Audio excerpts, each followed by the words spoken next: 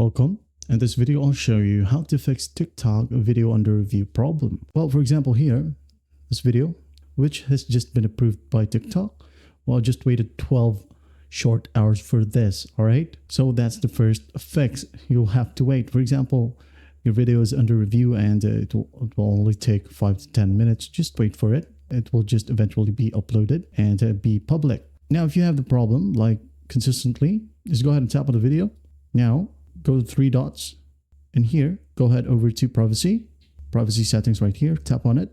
Now, you're going to want to make it only you or private first. Then close the app itself. Go back to TikTok. Open your profile.